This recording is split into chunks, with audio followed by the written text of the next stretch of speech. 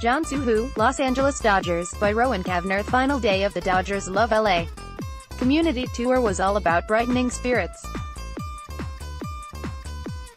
A group of 20 Dodger players and manager Dave Roberts started their day with a UCLA Health visit, seeing the kids at Ronald Reagan UCLA Medical Center and UCLA Mattel Children's Hospital before visiting with the families of those lost in the borderline tragedy in Thousand Oaks, and finally making a pit stop on the way home to wish the Rams luck before the Super Bowl. "The whole week has been awesome," said Dodgers Vice President of External Affairs.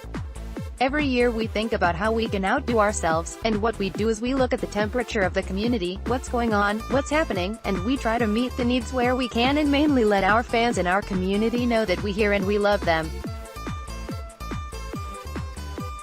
We're not just the stadium on the hill." Jon SooHoo, Los Angeles Dodgers. At UCLA Health, the Dodger players were joined by therapy dogs who helped the players go from room to room, putting smiles on kids' faces.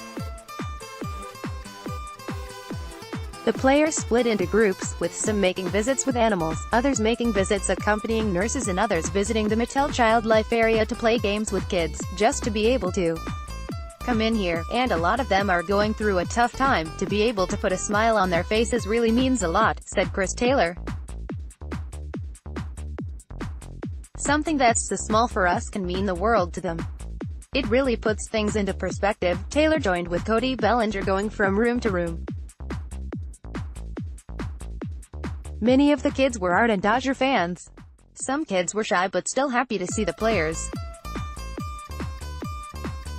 Others were more open and asked questions, from how many home runs the players hit to how hard they could throw. Jon SooHoo, Los Angeles Dodgers. In one room, a girl named Charlie had cardboard cutouts of Ariana Grande and Ellen DeGeneres. Knowing Ellen's love for dancing, and with some encouragement, Bellinger and Taylor started showing some of their moves, which Charlie appreciated. "We had to come up with a dance on the fly, and he said that floss, and that was the only dance I could do relatively well," Bellinger said. "I don't even know if it was well, but I'm glad that we did it and she tried to do it with us. That was a pretty cool moment," Bellinger said. "It's special not only to put a smile on the kids' faces, but also to brighten up a day for the parents who spend a great deal of their time with their kids at the hospital. It's easy for us just to come in, and to put a smile on their face means a lot," Bellinger said. From there, it was on to Thousand Oaks. The Dodgers bus to California Lutheran University, where they visited with the families affected by the borderline tragedy, honoring the memory of those lost and thanking the brave first responders involved. Dodger players presented a bat to each grieving family, engraved with the name of the loved one lost.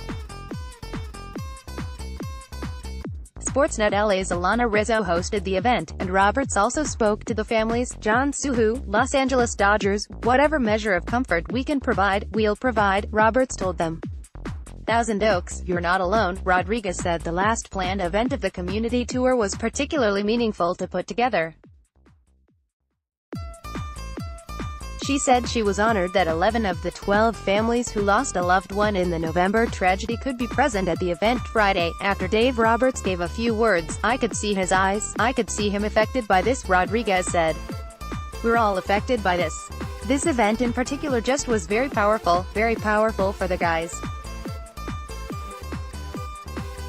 You could see the players, you could see how they were touched, you could see when they gave the bat what it meant to them to be part of that experience. It's okay, we're here. We're with you." Jon SooHoo, Los Angeles Dodgers. Ross Stripling said he didn't know what to expect heading in, but he knew how powerful the experience would be. Stripling said he wanted to put a smile on their faces as much as they could as the families still go through the grieving process. To do that, he tried to put a smile on his face, as well. "You just want to take their mind off it, even if it's just for a half hour," Stripling said. "It's only been a little over 2 months, I can't imagine it's ever off their mind. It's still so new, they're obviously still mourning," Stripling said. The topic of Dodger baseball helped. "It seems like a lot of them are Dodger fans, and they're asking us about the last 2 seasons, fighting for the World Series, what's coming up in this new season," Stripling said. "Just get their mind off of it and talk about baseball, talk about other things going on, and just get them away for an hour or two." After learning how to line dance, the Dodgers were on the way home. but, being in Thousand Oaks, they had one more pit stop. The Dodgers took a little time to give their best to the Rams before the Super Bowl on February 3. Jon SooHoo, Los Angeles Dodgers.